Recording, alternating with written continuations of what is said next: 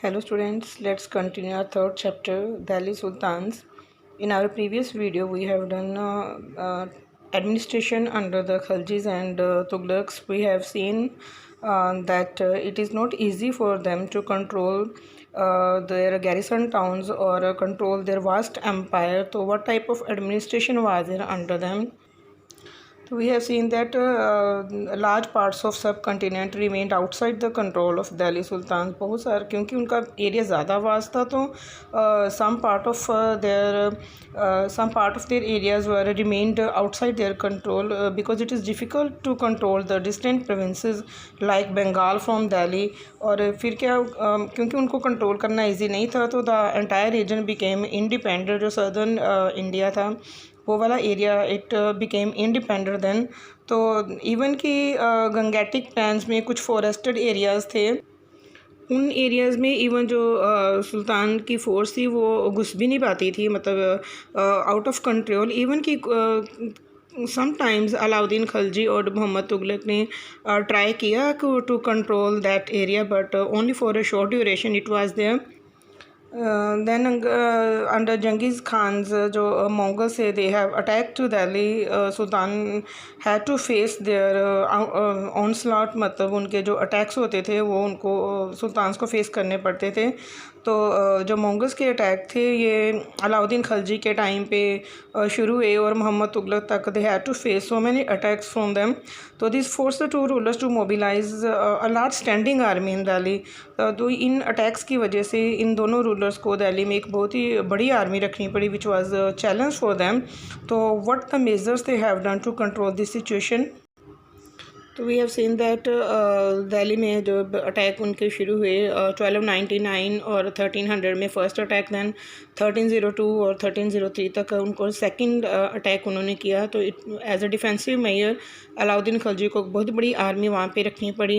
नया garrison town सीरी नाम को उसको नया कंस्ट्रक्ट करवाना पड़ा. Garrison town in my previous video I told you that garrison town means a fortified area for the soldiers. तो उसको करवाना पड़ा. तो इतनी बड़ी आर्मी को फेड करना भी इजी नहीं था. It was a challenge for that. तो इसके लिए उन्होंने क्या किया कि टैक्स बढ़ा दिए. ने अबाउट 50% पीजेंट्स पे टैक्स लगाना शुरू कर दिया बिकॉज इतनी बड़ी आर्मी को संभालना it was a challenge for that. अब सोल्जर्स को क्या था कि इख्तास की बजाय उनको कैश पे करना शुरू किया गया. तो जो सोल्जर्स थे वो अपनी चीज़ें अब खुद ही मर्चेंट से उन्होंने परचेज़ करनी शुरू की. तो इसकी वजह से क्या किया कि मर्चेंट्स ने they have to raise their prices. उन्होंने अपनी चीज़ों की प्राइस जो थी वो बढ़ा दी. तो स्टॉप दिस जो अलाउद्दीन थे they control the prices of the goods and Delhi. उन्होंने दिल्ली में गुड्स की प्राइस को कंट्रोल करना शुरू किया. तो इसकी वजह से देयर मेजर जो थे अलाउद्दीन के they were better to control the situation. Alauddin के एडमिनिस्ट्रेटिव मेजर से दे वर क्वाइट सक्सेसफुल. और जो हमारे क्रोनिसलर्स हुए हैं दे प्रेज्ड उसके एरिया को उन्होंने प्रेज़ किया कि उसके एरिया में चीप प्राइसेस थी and efficient supply of goods की थी मार्केट्स में. तो he successfully withstood the threat of Mongol invasions. उसने काफ़ी सक्सेसफुली मंगोल्स के अटैक को उन्होंने फेस किया. तो नेक्स्ट मोहम्मद तुगलक ने क्या किया कि the saltanat was attacked in the early years of Mohammad Tughlaq season. तो जब उन्होंने the Mongol army was defeated, जब उन्होंने अटैक किया तो मंगोल आर्मी हार गई थी. तो now the Mohammad Tughlaq has the confident to defeat the Mongols. उनको ये विश्वास था कि वो मंगोल्स को हरा सकते हैं. तो उनको फेस करने के लिए, उनके अटैक्स को फेस करने के लिए बजाय कि जैसे अलाउद्दीन ने एक नया गैरिसन टाउन बनाया था तो उन्होंने ऐसा नहीं किया. Instead of constructing new garrison town उन्होंने क्या किया कि दिल्ली की 4 सिटीज़ जो थी वो खाली करवा दी अपने रेजिडेंट्स से. और उनको जो उनके रेजिडेंट्स थे वो पुरानी सिटी के they have to shift to the new capital of Daulatabad in the south. तो नया गैरिसन टाउन का खर्चा उन्होंने बचाया और उसकी वो क्या किया कि जो दिल्ली की 4 सिटीज़ थी उनको खाली करवा के जो वहाँ के रेजिडेंट्स थे उनको दौलताबाद शिफ्ट कर दिया. अब जो प्रोड्यूस होता था, मतलब एज अ टैक्स जो भी होता था that was used to feed the army. But इतनी बड़ी आर्मी को कंट्रोल करना it was a challenge again. तो इसके लिए उनको बहुत ज़्यादा टैक्स जो थे अपने एडिशनल टैक्स भी लगाने पड़े.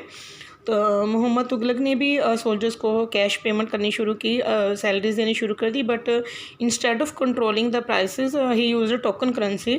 उसने he didn't put the efforts to control the prices of the goods, but instead he started the token currency, जैसे आजकल पेपर करेंसी है, but that currency is made of cheap metals. Gold और silver की नहीं होती थी, वो cheap metal से करेंसी बनी होती थी।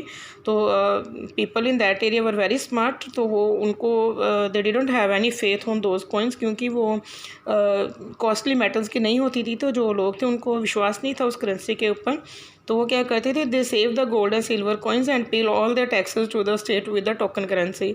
तो वो गोल्ड सिल्वर को यूज़ नहीं करते थे, और वो जो टोकन करेंसी थी, that currency is to be used to pay the tax. तो इस जो चीप करेंसी जो थी, it could be easily counterfeited, मतलब ईज़िली उसकी नकल की जा सकती थी, ईज़िली उसको बनाया जा सकता था। जो मोहम्मद तुगलक के जो एडमिनिस्ट्रेटिव मेजर्स थे, they were failure, they were not successful.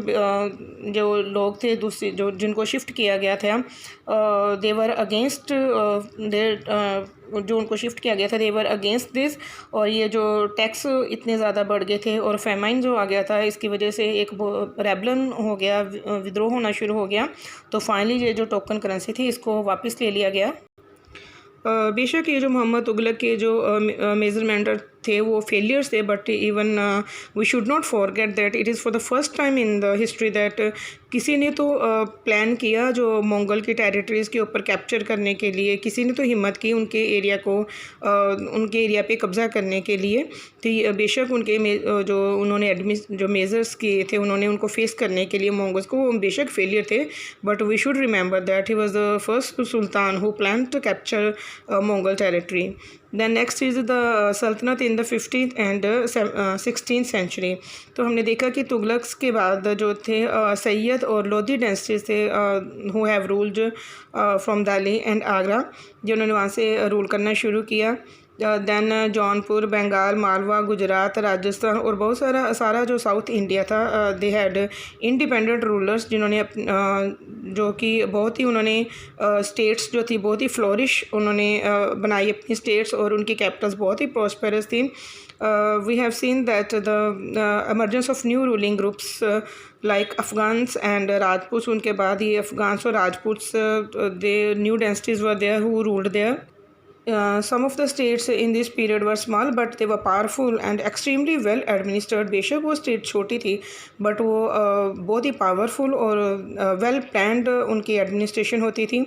Sher Shah Suri जो उन्होंने अपना कैरियर स्टार्ट किया 1540 टू 1545 के बीच में, तो उन्होंने मुग़ल एम्पर को, हुमायूं को डिफ़ीट किया, और शेरशाह सूरी जो थे उन्होंने दिल्ली पे कब्जा किया, अपनी डेंसिटी उन्होंने इस्टेब्लिश की। बेशक he had ruled only for 15 years, but जो उनके एडमिनिस्ट्रेशन मेजर्स थे, दे वर एक्सीलेंट।